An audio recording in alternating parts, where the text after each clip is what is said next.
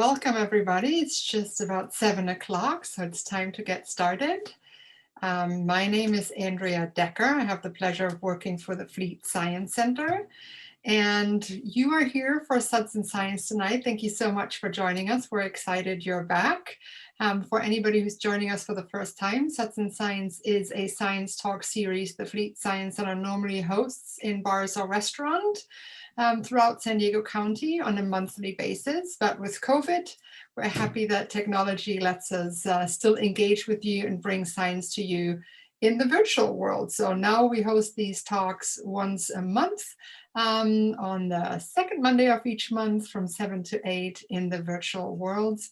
And Suds and Science is not necessarily your regular science lecture. We normally don't use PowerPoint. We have our scientists verbally explain their science and their field to us, and then we all engage in a Q&A and discussion with the researcher. We're making an exception for our speaker tonight because he's got some beautiful imagery from his research in the deep sea. So we're excited that the virtual world actually lets us use technology for him to show the images. That's not always possible when we are in bars and restaurants just because of the setup. So I hope you're ready to ask some questions, to come ready to discuss what you will be learning about. And as you might know, we are recording this, but I will only be recording the beginning of this. So I'm going to be recording Greg's presentation, and I'm going to have the focus on him, the spotlight on him. And once we're done with his presentation, I turn off the camera or the recording so that we can have a discussion. You don't have to worry about any opinions or questions come on the internet. So you're welcome to keep your cameras off, but when we get to the discussion part, it's always nice to see each other. So if you can and are willing to, once we stop the recording, you're welcome to turn on your cameras. And with that, I'm going to turn it over to our wonderful speaker, Greg. Greg, why don't you take it away? Thanks very much, Andrea, and thanks for inviting me. It looks like I'm in the deep sea here, but I'm actually I'm back on land. I've just been at sea actually on the exploration vessel, the Nautilus, and we were off Southern California exploring some hard ground, some seamounts and old volcanoes, some really fascinating places. But tonight I want to talk to you about another Southern California cruise that I did back in February. And it's all relatively local. It'll involve even just being offshore from Del Mar. And I want to use the opportunity to talk about the technology we use to explore the deep sea, a really interesting kind of ecosystem that I've been studying for quite a long time now that will probably be quite unfamiliar. And that's why the imagery will really help, I think, get a sense of what is down there. I focus on animal biodiversity, and so I'll show you some of the animals we find there and show you some of the new species we found just in this year, as well as explain how this ecosystem basically works. So I'm a professor at Scripps Oceanography, and that's part of UC San Diego. And I also curate a collection. So we have a large museum kind of collection there that archives specimens for long-term research, and they're available for loan. So all of the animals you'll be seeing tonight have ended up being preserved and archived into the Scripps collections for people to look at. So why don't I now share my screen and start this talk and explain to you what we're going to be seeing.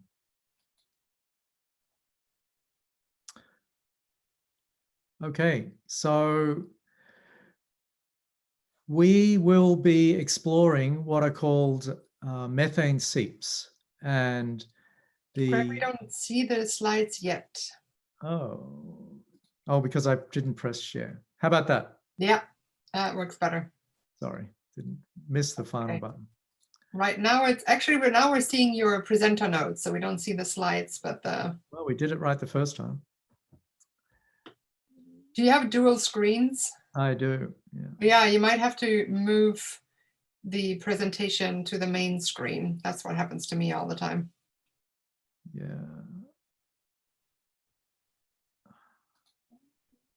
Sorry, we'll start again. That's all right.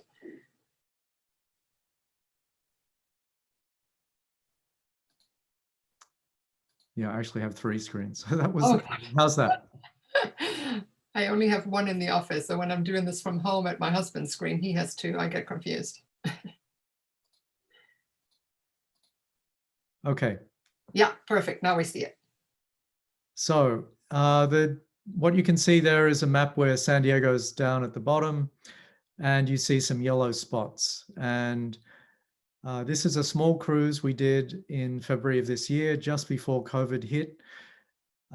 We were up off Santa Monica and Los Angeles at a place called the Santa Monica Mounds, another place called Fossil Hill. We then came south to Del Mar. We were about 10 miles offshore from Del Mar. And there's a methane seep there, and I'll explain about methane seeps if you haven't heard of those. And we finished up the cruise in a place that I actually was responsible for, was a dead whale, a fin whale that washed ashore. You might have even remembered it back in 2011, and it washed up at Point Loma. And we towed that out and sank it in 850 meters off Mission Bay, 12 miles out back in 2011. And we've been studying this whale fall for the last 9 years. So I've got some fantastic imagery of the whale fall. And I'll talk about that in terms of how it relates to methane seeps. And in some ways, they are actually related systems. So this particular cruise involved Monterey Bay Aquarium and Research Institute. I've worked with scientists up there for years now, and this is a private foundation that is designed to integrate science with technology. And so they've developed some wonderful ways to explore the ocean. And one of their key tools that operates out of this ship, the Western Flyer, and if you know your Steinbeck, you'll have immediately recognized that, the name of their ship. And out of the Western Flyer is deployed the remote operated vehicle, the Doc Ricketts, who was a character in John Steinbeck's novels. And in this picture, you can see the moon pool, we call it, is opening up here in the middle of, it's a twin-hulled catamaran, this ship, and it opens up in the middle, and that then allows for the Doc Ricketts to be deployed down into the sea. Most of these ships normally deploy them over the stern, but the design of Western Flyer is really interesting. It's a really great platform in some ways, but its design as a catamaran isn't necessarily the best in rolling seas. So there's always compromises when you go to sea in terms of instruments and deploying things. She carries 10 crew and 12 scientists. So it's not a particularly big vessel, but it really is a wonderful platform for the Doc Ricketts. And here you can see it. It's about the size of a large car. So it's quite large. It has lots of instruments. It has sonar. It has cameras. It has lights. It's powered from the surface. So it's on a cable. And we sit on the ship in a control room, and then we control it. The pilots control it, and we run cameras and have the ability to collect lots of different samples. The cameras are sitting here at the front. It has 2 manipulator arms that can pick up samples. Specimens can go in boxes that will go under here. It has slurp chambers with which it can store samples that are vacuumed up off the bottom, and it can push core mud into perspex tubes that can also bring up mud from the bottom. So there's lots of different ways of sampling the seafloor, as well as sampling water at depth as well. So it gets deployed out through the moon pool. Here, usually the op dives are only during the day, so they deploy at about 6 a.m. and bring it up at about 5 p.m. And then we work on the samples all night and start all over again the next day. This is the control room. There you can see a couple of the pilots. There's normally one person controlling the ROV itself and another person running the manipulator arms, and then scientists run the actual cameras capturing the images. And there's a set of chairs at the back of the room that you can't see where the peanut gallery of people who are wanting to watch sit and can make comments about what's going on from the back. On this particular cruise, my good friend Shana Goffridi, who's a professor at Oxy College in Pasadena, was the chief scientist, and she and I have done many expeditions together. We were out because we have a deep interest in exploring these methane seeps and whale falls in particular. A little bit of background on what happens when you go down in the ocean in terms of what happens to various parameters. So along the y-axis here is you have depth. So the surface is here at 0 at the top of the graph. And as you go down, you're getting into deeper water. And then we have 4 colored graphs here, and they correspond to the various colors in terms of the different axes up here. So temperature is in blue, and the surface at that time was about 15 Celsius. And we finished on this dive at 800 meters, and the temperature at the bottom was about 7 Celsius. Ocean temperature in the average depth of the ocean is about 4,000 meters. So we weren't even particularly deep. And the average ocean depth at 4,000 meters, the average temperature is about 3 degrees Celsius. So the ocean's mostly pretty cold. Then here we have in yellow a transmission, like how opaque is the water. And in our rich California surface waters, the water is very opaque because of all the plankton, but it actually rises and the water becomes clearer as you get deeper in the ocean. And then what we have is salinity here, and also salinity in our waters starts off at a relative rate of salinity that's fairly common throughout the world at about 33 parts per thousand, but then that rises. The deep sea is actually more salty than the surface ocean. But the key parameter here is the green line. And what you can see is that this is oxygen. So the surface of the ocean is richly supplied with oxygen from the action of plankton, phytoplankton generating oxygen, but that oxygen is rapidly depleted by the action of bacteria that are decaying the dying plankton as it falls down. And so we end up with very low oxygen levels down at about 800 meters, 500 to 800 meters in California. We didn't go deeper, but what you would have seen is that there would have been a rise in oxygen, and again, as you go deeper. So there's this classic curve of falling oxygen in our top 1,000 meters, and then a rise back up, not to what the surface levels are, but to about half the surface level. So the deep ocean is relatively well oxygenated, but we have this zone that are often called oxygen minimum zones, and California particularly suffers from this because we have such a rich surface layer because of the California current and our very rich plankton offshore. So those are some basic facts about the ocean. But what we were going to explore that were impacted by these parameters was that these yellow dots here are where we dived, where we did ROV dives, and all of them were at about 1,000 meters or less. And so they were in areas of relatively low oxygen. So you might think that we wouldn't have found many animals at these places, but in fact we did. So I'll start off with the Del Mar seep. And this is about 11 miles offshore, straight off from Del Mar. It's actually only discovered about 6 years ago. And you can notice straight away that there's a big crab there, but also there's rocks. Now, these rocks are actually produced by biological action. It's calcium carbonate, reminiscent of what corals do, creating a coral skeleton. However, this is made by microbes. It's made by bacteria and the other large group of microbes called archaea. And they work together to break down methane. And all along the California, Oregon, and Washington coast, there are vast amounts of methane constantly bubbling out of our crust, largely to do with deposits of petroleum down underneath our crust. And so there are vast amounts of microbes that will break down this methane and stop it getting into our atmosphere, where it is a very problematic greenhouse gas. The archaea and bacteria convert the methane into hydrogen sulfide, and part of that process results in calcium carbonate precipitating out of the water. and forming these rocky reefs. And that creates a fascinating ecosystem for many animals to thrive in. You can see here, this orange and white and yellow mats are actually microbial mats. Those are not the microbes responsible for making the rock. In fact, these microbes are now after the hydrogen sulfide that the methane was broken down into. And huge amounts of this hydrogen sulfide are also then broken down by these microbial mats. And hydrogen sulfide plays the key in the animals that can live in these places.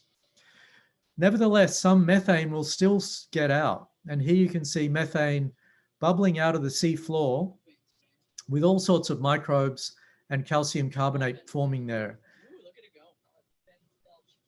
And so we were intrigued by this, that this methane will get to the surface and it will come out and become part of our greenhouse gas problem. We were interested in sampling. So here you can see the robot arm grabbing hold of a worm tube. This is a gigantic worm that reaches several meters long. These worms exploit hydrogen sulfide by having symbiotic bacteria in their bodies, and they farm those bacteria. And that'll be a bit of a theme in tonight's talk, is these animal microbial symbioses. Hydrogen sulfide is a deadly poison. It will kill you. It binds to our hemoglobin and you will suffocate. And yet there are many animals that can tolerate very high levels of hydrogen sulfide. Here we're using the vacuum slurp gun to slurp up the seafloor, and we bring those up into our chambers and slurp up bacteria and all sorts of animals to bring up to the surface. On the microbial mats, you get lots of animals. Now, as I said, these bacteria are living off hydrogen sulfide, but here you can see lots of tiny little snails roaming over the bacterial mats. You'll see some close-ups in a few minutes. These shells are very beautiful glass-like shells, and these very delicate little snails were gliding over this bacterial mat and using it as food. The bacteria themselves are gigantic. They're millimeters in length. They can be spheroidal, up to 2 or 3 millimeters across. The white color you can see there is sulfur, that these are oxidizing the sulfur and to get their energy, and then actually end up with elemental sulfur in their bodies. There are animals that graze on these bacterial mats in addition to those snails, and this is a polychaete worm, an annelid worm related to earthworms. And this is a group that I spend a lot of time on and expertise in, and know very well them for finding new species. And I spend a lot of time naming new species of these animals because they're very common at seeps and vents, but also in sediments around the world, to the point that if you take a grab of the sea floor, about 1/3 of the animals you'll get will be mollusks, another third will be crustaceans, and the other third will be these polychaete annelids. We did pick up mussels on this seafloor, and these mussels, in this particular one, is a known species, Ides washingtonia. This one lives like that tube worm that I showed you by having its gills filled with sulfur oxidizing bacteria, and it actually farms those bacteria and can only live in places where there is hydrogen sulfide. This worm is a new species. I've got a master's student just writing this up. Its gut is completely full of bacteria that's grazed. It has jaws inside its head up here and basically mows the bacteria like mowing the lawn, and eats vast amounts of bacteria every day. This is another new species of polychaete. We don't really understand its biology as well as that previous one that I showed you, but we'll be figuring out where it falls in the tree of life in a little while. This is the giant tube worm that I showed you. I've taken it out of its tube here that can reach up to 2 meters in length. This is a feathery crown that's got a rich red color because it's full of hemoglobin. It's got to provide, its body is completely full of bacteria. This worm uses its plume to provide the bacteria with oxygen and the hydrogen sulfide that the bacteria need. And in turn, the worm then consumes the bacteria. So it's a true symbiosis. The bacteria are farmed and live their lives inside the worm, and the worm then actually, about 20% of the worm's body weight is bacteria, is actually then farming those bacteria to consume. And these worms, again, are completely gutless. They have no mouth, no gut at all. They are colonized by bacteria when they're babies, and the bacteria grow and proliferate inside their bodies until they take up a large amount of their bodies. And the vasculature system of the worm is intimately associated with the bacteria.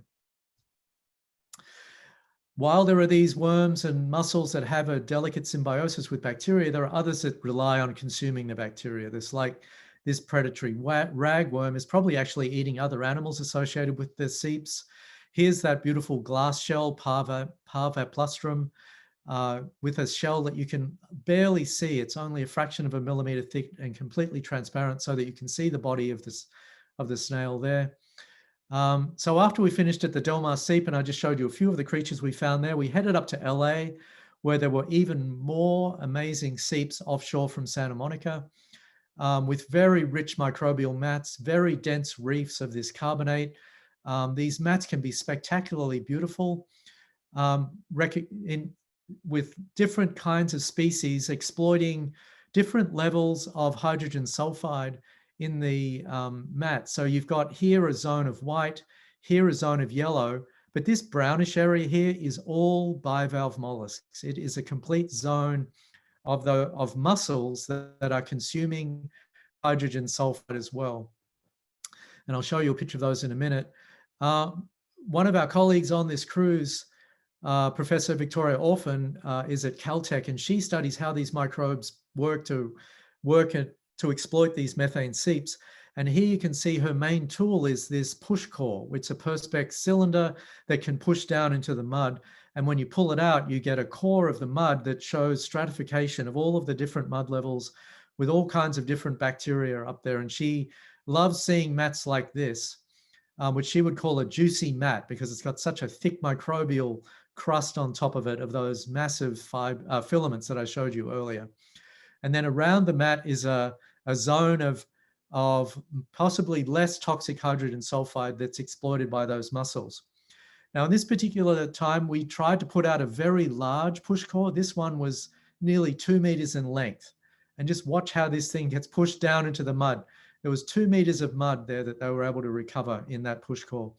To see the action of bacteria, they slice them out and can get the microbial profiles all along that 2 meters of depth to try and understand the whole process of how a methane seep operates. Lots of bubbling though still going on, and we're trying to understand what proportion of methane is broken down and what proportion of methane manages to get out to the atmosphere. Here you can see bubbling going on. It's a very high energy place. The biomass is high, and the biodiversity is actually pretty good considering it's a low oxygen environment. So there's a nice view of that Parvaplustrum again. These are the clams that we were finding. These vesicomyid clams are like the mussels in that they farm bacteria in their gills. These can reach well over a foot in length. They can be very large. And that was always a big surprise, is how can you have such large bivalves in the deep sea? And it was a bit of a mystery for a while until people realized, oh, they're farming bacteria. They're not filter feeding at all. And if you've heard of hydrothermal vents, the first clue that there were animals at hydrothermal vents was when they saw the shells of these gigantic vesicomyid clams on the lava flow around where the hydrothermal vents were first found off Galapagos Rift back in 1977. And in terms of the discovery of methane seeps, that was only in 1984. So they're a relatively recently discovered phenomenon. Here's a view looking down into the valves of a vesicomyid clam. And the little foot you can see is here, where the red is, but this is their gills. And the gills are full of bacteria. And again, those bacteria are precipitating out elemental sulfur as they oxidize the sulfur. But the clam is actually digesting the bacteria for its food source. And there you can see a field of nothing but clams that are all working to exploit that hydrogen sulfide. And the clams often, they can only really live in mud, so they are often challenged by the calcium carbonate that is formed by the microbes by their other action. What's becoming more apparent about these places is that methane seeps can also be a refugium or a place for target species for human consumption, such as these rockfish. And we're starting to see more and more places where rockfish and flatfish that people like to eat can live there as well. And this one was at Fossil Hill. A story and why it's called Fossil Hill, I don't really have the time to explain tonight, but it's a very rich, deep place with a long history of methane seeps going on there. It had some extraordinary animals there, including this new little scale worm that we're working on. some fantastic little squat lobsters. In this case, the squat lobster is completely covered with bacteria because it hasn't molted probably in a long time where it would shed all of those bacteria. You might have heard of another weird crab from the deep sea called the Yeti crab. That's not actually this group, and that's another story if someone wants to ask me that about the Yeti crab later. Brittle stars are phenomenally abundant in the deep sea and very rich and diverse group. A little gastropod we found down there. And I'll finish now with the story of the sinking of Rosebud, the fin whale that was killed by a ship strike in 2011. It unfortunately struck her in her mid-body and broke her back. She washed ashore at Point Loma. I was given permission by NOAA to tow her out to sea because I believe these whale falls should really be in the ocean and not cut up for landfill, which is what the city usually does. Unfortunately, it's much more expensive to sink a whale than it is to take the whale off to landfill. But we're trying to find a cheaper way to tow these whales out to sea and sink them in the future. But this whale, for instance, took 7 tons of metal to sink. So that's also a bit of an expensive business. Nevertheless, it's been a fascinating opportunity for research. So Rosebud's been down now for coming up to 9 years in Thanksgiving. And here you can see that she's showing up on the sonar scan from the ROV as we're finding her on the seafloor. Here you can see our initial view. There's her skull. After nearly 9 years, she landed on her belly. Her skull is still completely intact. All of the flesh was stripped away within the first 6 months.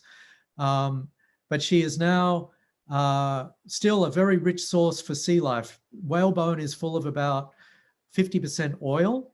So there's a large energy source there that slowly seeps out into the sediment.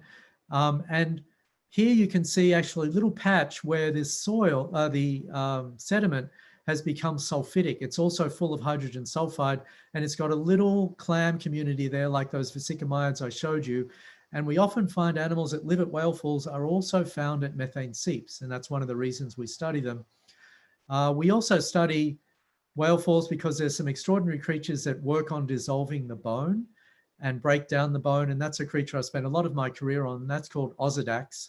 I won't really have time to talk to you about Osedax today, but if you Google that word, O-S-E-D-A-X, you'll see there's this bizarre worm that can use acid to dissolve the whalebone to get at the collagen inside and softens up the bone so that the skeletons of the whales are demolished within much shorter time than we used to think. I'll finish now with some latest tech, and that is we are now routinely flying over structures such as the whale fall with our ROV, with our 4K cameras, and we'll fly backwards and forwards a few different times and then use what's called structure and motion software to generate 3D models. So this is a 3D model we made in 2018 of Rosebud, the whale fall, that gives us so much information in a simple model that we can manipulate and rotate to get all sorts of different views. Here I've just made a little video flyover, but just watch this, the quality of this one then, and I'll show you the 4K one that we made in February. Now, just to finish, so here's the 4K view. Actually, let's go and show you here what's going on. So here's a top-down view. There's the skull. There's the backbone of the whale. This is the point where we tied the lines. So we tied 7 lines, each with 1 ton of metal, of iron, attached to the tail. And there are the lines, and there is the 7 tons of metal lying on the seafloor. Mostly it was chain that I bought from a chandlery out of LA, used for deploying buoys off LA. And here's the high resolution scan. We've got the whale is covered with microbes. It's mostly those sulfur oxidizing bacteria. It's got lots of red patches on it. These are anemones on top of the skull, on top of the vertebrae there. But there are little red patches apart from these rockfish that are the bone-eating worms, the Osedax. And in fact, these Osedax worms have taken away all of the transverse processes that once were coming out of the whalebone through their action. This whale is 23 meters long. It's the biggest whale that's ever been sunk. And so it's still in relatively good condition, but it is gradually being eroded away by the action of Osedax. And once the bones are softened up, there you can see a lot of Osedax there along the whale bones there. Once the bone is softened up, things like crabs and fish can get in there and actually eat the collagen matrix themselves. On this particular dive, Rosebud's been down there for a few years, and it acts as a bit of a barrier. And we picked up a disappointing amount of trash on this. And I can tell you the most things that we found down there were birthday balloons. People using helium balloons and letting them go. They end up out at sea and they sink and they end up up against the whale skeleton. But living on the whale were some wonderful creatures like these iridescent scale worms. Our nickname for these is the Elvis worms. And I've worked on these for years. And when we started doing a lot of DNA sequencing, it turns out that it was a species complex. And one of them had previously been known. And that was called Santa Catalinae. But we had 4 new species and we had to name one Elvis. So it's Elvisi. The idea was based on his late career Las Vegas jumpsuits with their sequins. And these little worms have adorable scales all over their bodies that are iridescent. So we also then named one for Shana Goffridi. The 2 professors, Shana Goffridi and Victoria Orphan, each got a species and a benefactor at Scripps. Chris Minoe got a species as well. And these are all called Painulae polynoe, this species complex, or otherwise known as the Elvis worms. There's some great video online if you want to look them up afterwards, actually. When this came out, they're called the hungry scale worms, and they have a pretty interesting lifestyle. Otherwise, Par van Plustrum showed up there. The creature we know from the methane seeps was also at the whale fall. Also, Ides, the little mussel that uses bacteria, also we found at the whale fall, but also some other weird and interesting creatures that we'll be working up in the coming years. Vesicomyids, the little clams that were there. And when I opened up these clams, I found a really cool thing was a new species of symbiotic worm living inside it. And one of my master's students is going to explore that relationship in the coming year. These are worms that are only found living inside the clam. So quite a story there to be developed. Okay, and I'll stop there.